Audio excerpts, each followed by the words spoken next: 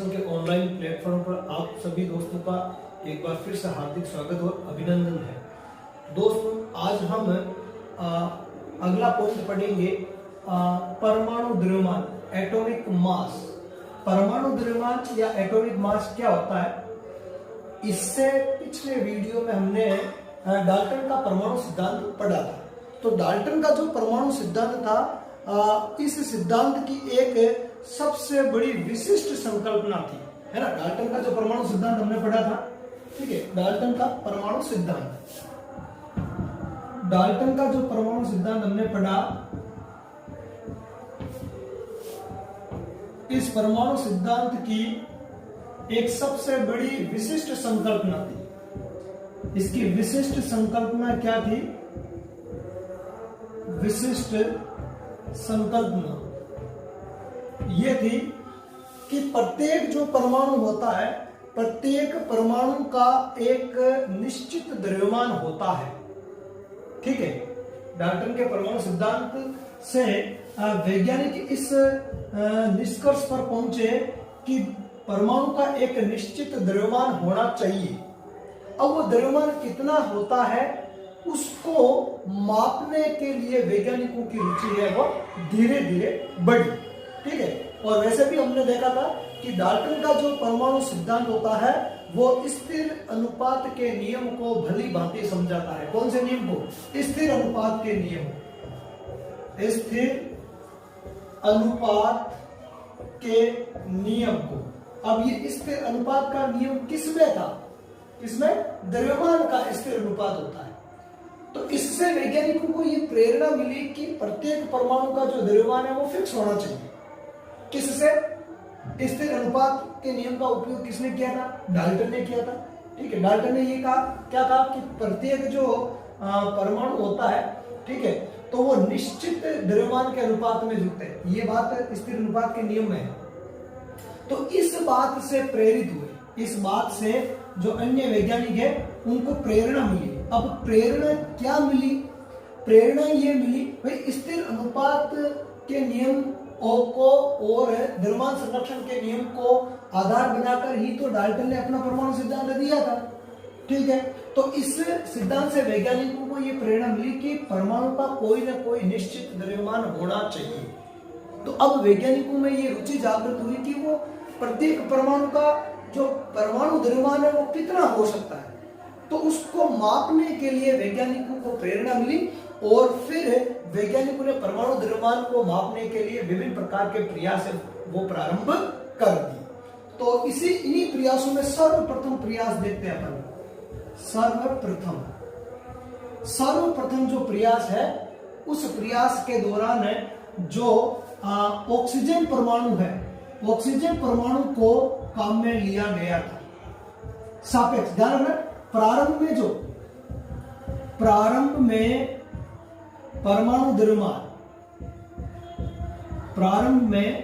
परमाणु द्रव्यमान ज्ञात करने के लिए ऑक्सीजन परमाणु का उपयोग किया गया, ठीक है। तो इसको ऑक्सीजन परमाणु को सापेक्ष मानकर बाकी अन्य तत्वों के परमाणु द्रव्यमान है वो ज्ञात किए गए, ठीक है। तो इसमें ऑक्सीजन परमाणु के 1/16वें भाग को, कितने? ऑक्सीजन परमाणु के 1/16वें भाग को इकाई के रूप में लिया गया। किस रूप में लिया गया? इकाई के रूप में लिया गया था, ठीक है। और इसके आधार पर परमाणु द्रव्यमान है वो बाकी अन्य तत्वों का ज्ञात किया गया।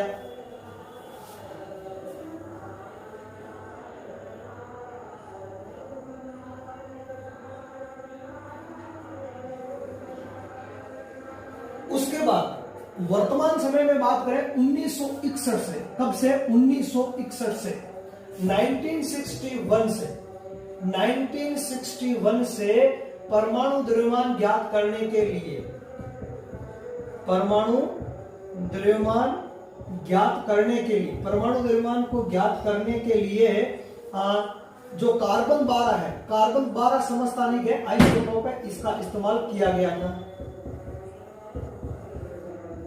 कार्बन 12 समस्थानिक अर्थात आइसोटोप, समस्थानिक हम लोग आइसोटोप, ठीक है। तो कार्बन 12 के कौन से 1/12वें भाग, कार्बन 12 के 1/12वें भाग को परमाणु द्रव्यमान इकाई के रूप में लिया गया है।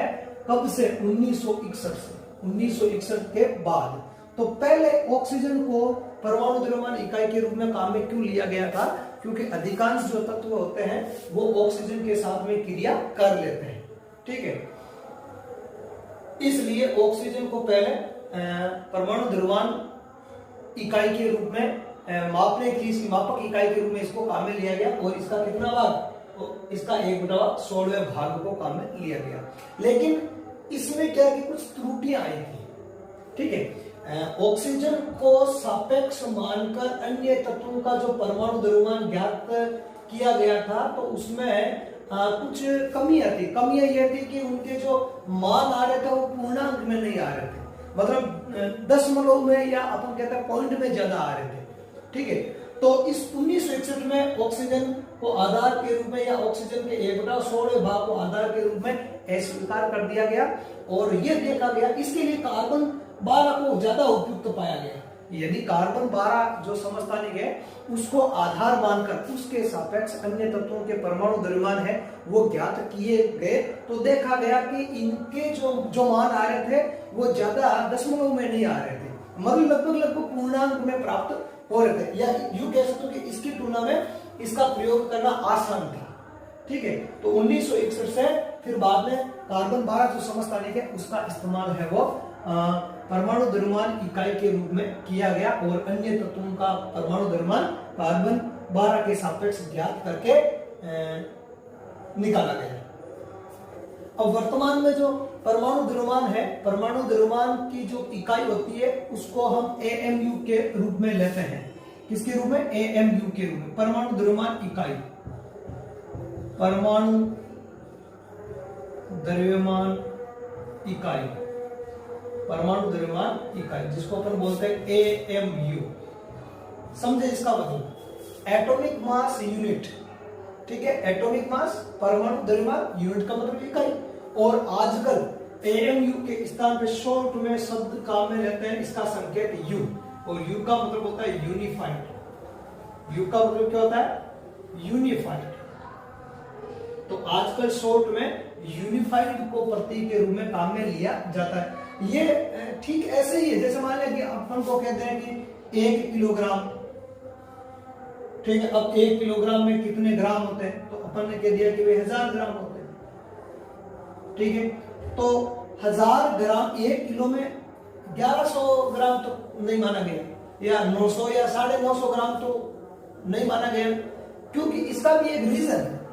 इसका भी एक रीजन है कि 1 किलो में 1000 ग्राम को एक मापक इकाई के रूप में ले लिया गया, ठीक है। ऐसे ही जो परमाणु द्रव्यमान इकाई है या परमाणु का द्रव्यमान जो ज्ञात करने के लिए कार्बन 12 जो समस्थानिक है उसको इकाई के रूप में लिया गया और उसके आधार पर अन्य तत्वों के परमाणु द्रव्यमान है वो ज्ञात किए गए। तो परमाणु द्रव्यमान को दर्शाने के लिए अपन परमाणु द्रव्यमान इकाई अर्थात AMU लगाते हैं या उसके स्थान पर आजकल U लगाते हैं, ठीक है। जैसे मान लिया कि यहाँ मैंने 1 किलो लगाया है, तो यहाँ पे एक तो क्या परिमाण है, क्या है? एक तो यहाँ है परिमाण, ठीक है, और ये है इसकी इकाई। ये क्या है? इसकी इकाई है। तो ये 1 किलो हो गया। अब यदि मैं यहाँ 1 किलोमीटर कर दूं तो वो दूरी हो जाएगी, ठीक है। तो ये इकाई। इसी प्रकार यहाँ पर ये यूनिफाइड का इस्तेमाल किया गया। जैसे अपन ने लिख दिया कि हाइड्रोजन का परमाणु द्रव्यमान 1 यूनिफाइड होता है, ठीक है। इस प्रकार से जैसे ऑक्सीजन है तो उसका 16 यूनिफाइड होता है, ठीक है। तो इस प्रकार है वो तत्वों के जो परमाणु द्रव्यमान है वो निकाले गए और परमाणु द्रव्यमान इकाई AMU को स्वीकार किया गया, ठीक है। ये जो बताया था आपको, जितना पूरा समझाया है उसको मैंने पूरे को व्यवस्थित तरीके से लिख दिया है। अब चाहो तो आप इसका स्क्रीनशॉट ले सकते हो, ठीक है। तो एक बार स्क्रीनशॉट ले लें, ठीक है। अब अपन एक बार इसको वापस है वो जल्दी से रिवाइज कर लेते हैं ताकि एक बार आपके वापस समझ में आ जाए। तो बात करें अपन, देखो इधर डाल्टन के परमाणु सिद्धांत की सबसे विशिष्ट संकल्पना क्या थी? परमाणु द्रव्यमान की। किसकी थी? परमाणु द्रव्यमान की। परमाणु द्रव्यमान की विशिष्ट संकल्पना थी, मतलब इस सिद्धांत से वैज्ञानिकों को ये प्रेरणा मिली कि परमाणु का कोई निश्चित द्रव्यमान होना चाहिए। इस लाइन का अर्थ ये है, ठीक है। आगे बात करें उनके अनुसार, ठीक है, डाल्टन के अनुसार प्रत्येक तत्व का एक निश्चित अभिलाक्षणिक परमाणु द्रव्यमान होता है। डाल्टन का परमाणु सिद्धांत है वो स्थिर अनुपात, किसके, स्थिर अनुपात के नियम को भली भांति समझाने में समर्थ था, भली भांति समझाने में समर्थ था, ठीक है। इससे कि वैज्ञानिक इससे प्रेरित होकर, इस सिद्धांत से प्रेरित होकर परमाणु द्रव्यमान को मापने के लिए, किसके लिए, मापने के लिए या मापने की ओर अग्रसर हुए, मतलब प्रेरणा मिली कि फिर इस सिद्धांत से ये निष्कर्ष निकल रहा था कि परमाणु का कोई निश्चित द्रव्यमान होना चाहिए।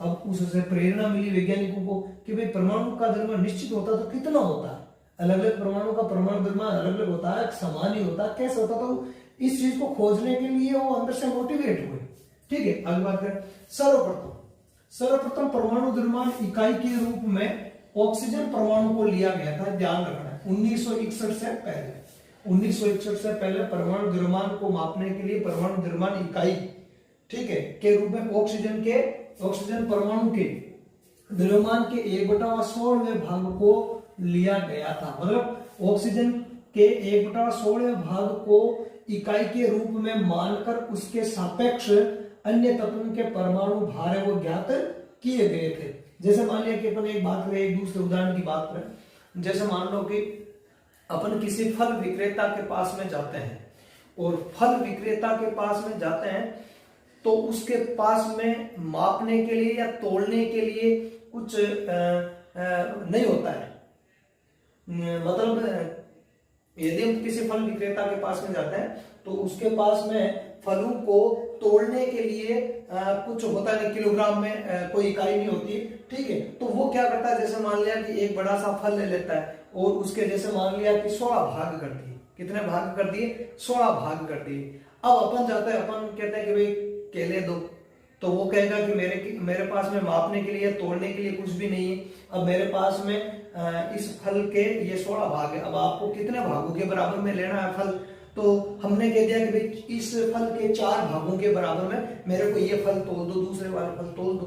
तो वो अपने 4 भाग, तो 4 भागों के सापेक्ष वो अपने को बाकी वाले फल तोल कर दे रहा है। तो ठीक ऐसे ही ऑक्सीजन के 1/16वें भाग के सापेक्ष अन्य तत्वों के परमाणु द्रव्यमान ज्ञात किए जाते थे 1961 से पहले।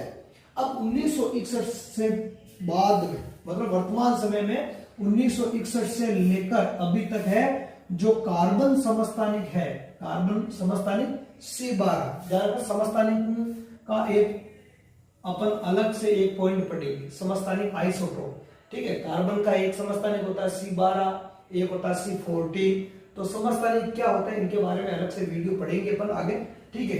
तो कार्बन 12 के 12वें, कार्बन 12 के 1/12वें भाग को परमाणु द्रव्यमान, 1/12वें भाग को परमाणु द्रव्यमान इकाई के रूप में लिया गया था, कब, 1961 से बाद में, ठीक है।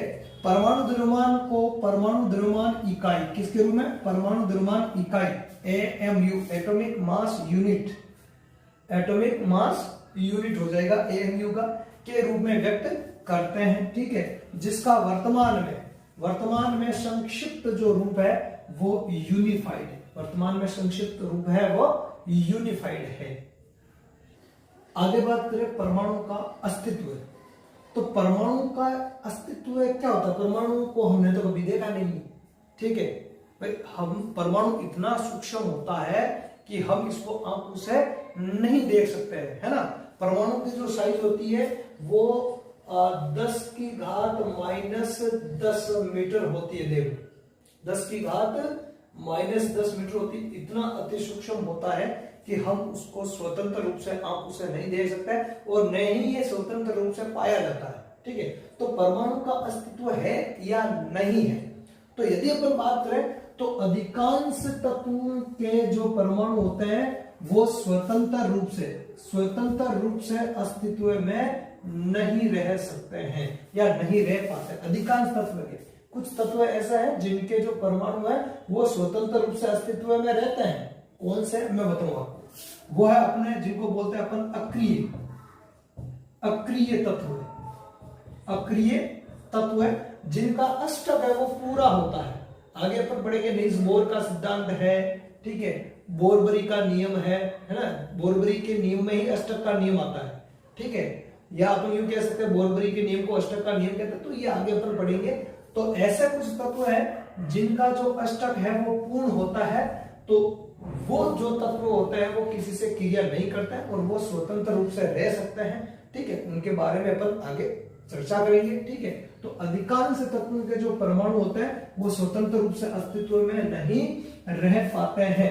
अब तो फिर जब स्वतंत्र ही नहीं रह सकता है, जिसको अपन आंखों से भी नहीं देख पाते हैं, फिर उसके बारे में पढ़ने की इतनी क्या आवश्यकता है भाई। परमाणु है जैसे अपन बायोलॉजी में अपन कोशिका की बात करते हैं, कोशिका इतनी सूक्ष्म होती है कि अपन उसको आंखों से भी नहीं देख पाते हैं, फिर भी उसके बारे में इतना पढ़ते हैं। क्यों पढ़ते हैं? क्योंकि वो जीवन का मूलभूत आधार है। ऐसे ही रसायन विज्ञान में जितने भी, या अपन यूं कह दो कि जितने भी पदार्थ है उनका मूलभूत आधार परमाणु ही है। सब परमाणु से ही मिलकर बने हैं, भले ही वो दिखाई ना दे भाई। दिखाई तो अपने को ऑक्सीजन भी नहीं दिखाई देती। अपना जो इन्वायरमेंट है, एटमॉस्फेयर है, उस एटमॉस्फेयर में अपने को ऑक्सीजन भी दिखाई नहीं देती। तो क्या अपन इसके अस्तित्व को नेग्लेक्ट करते हैं? ठीक है, इसके बारे में जानकारी ना प्राप्त करें? नहीं, ऐसा नहीं होता, ठीक है। तो प्रत्येक चीज चाहे वो हमें दिखाई दे रही है या नहीं दिखाई दे रही है, यदि वो हमारे लिए उपयोगी है तो उसके बारे में विज्ञान में जरूर पढ़ा जाता है, ठीक है। तो परमाणु क्या होता है? अधिकांश तत्वों के परमाणु स्वतंत्र रूप से अस्तित्व में नहीं रह पाते हैं। ये परमाणु किसका निर्माण करता है? अणु का निर्माण करता है अथवा फिर आयनों का निर्माण करता है। आयन जैसे इलेक्ट्रॉन त्याग कर धन आयन बनाएंगे, इलेक्ट्रॉन को ग्रहण करके ऋण आयन बनाएंगे। हैं आयन दो प्रकार के होते हैं, एक तो होता है धन आयन और एक होता है ऋण आयन, ठीक है। इलेक्ट्रॉन को त्याग कर धन आयन बनाया जाता है और इलेक्ट्रॉन को ग्रहण करके ऋण आयन बनाया जाता है। तो या तो ये अणु के रूप में रहता है या आयन्स के रूप में रहते हैं, ठीक है। ये जो अणु और आयन जो है वो अत्यधिक संख्या में पुंजित होते हैं, इकट्ठे होते हैं, ठीक है। और इकट्ठे होने का मतलब ये हुआ कि ये क्रिया करते हैं एक दूसरे से, ठीक है। पुंजित होकर समूहबद्ध होकर एक ऐसे इकाई का निर्माण करते हैं जिसको अपन छू सकते हैं, जिसको अपन अनुभव कर सकते हैं या जिसको अपन देख सकते हैं। और वो जो इकाई है वो है द्रव्य या पदार्थ। उसको अपन क्या कहते हैं? द्रव्य या पदार्थ। अर्थात परमाणु जो मिलकर अणु बनाते हैं, अणु या आयन बनाते हैं। ये अणु या आयन है वो अत्यधिक संख्या में पुंजित होकर इकट्ठे होकर क्रिया करके एक ऐसी इकाई का निर्माण करते हैं जिसको अपन देख सकते हैं, ठीक है। पदार्थ को अपन देख भी सकते हैं, ठीक है। कुछ ऐसे भी पदार्थ होते हैं जो अपन को दिखाई नहीं देते, जैसे वायु, ऑक्सीजन पदार्थ है, अपने को दिखाई नहीं देती, लेकिन क्या कर सकते हैं? इसको अनुभव तो कर ही सकता है, ठीक है। अथवा फिर छू सकते हैं। जैसे मान लिया कि ये पेन है मेरे पास में, तो ये पेन प्लास्टिक से बना हुआ है, ये वस्तु का नाम है पेन। अब ये किस पदार्थ से बनी हुई है? ये प्लास्टिक से बनी हुई, तो इसको मैं छू सकता हूं, ठीक है। इसको मैं देख भी सकता हूं, ठीक है। तो पदार्थ को अपन देख सकते हैं। यदि ऐसे पदार्थ है जिनको अपन देख नहीं सकते हैं तो उनका अनुभव कर सकते हैं। जैसे गैसें हैं, ठीक है। जैसे ऑक्सीजन गैस को अपन देख नहीं पाते पर अनुभव तो कर सकते हैं। वायु चलती है तो वायु को अपन अनुभव कर सकते हैं, ठीक है, या अपन छू सकते हैं। तो वो जो इकाई है वो कहलाती है द्रव्य या पदार्थ, ठीक है। तो मेरा मानना ये है कि ये चीज आपको अच्छे से समझ में आ गई होगी, ठीक है। इस वीडियो में फिलहाल इतना ही पढ़ेंगे।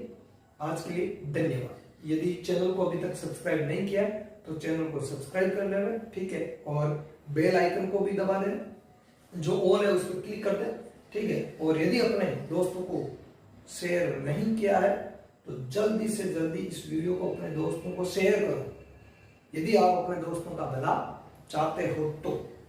धन्यवाद।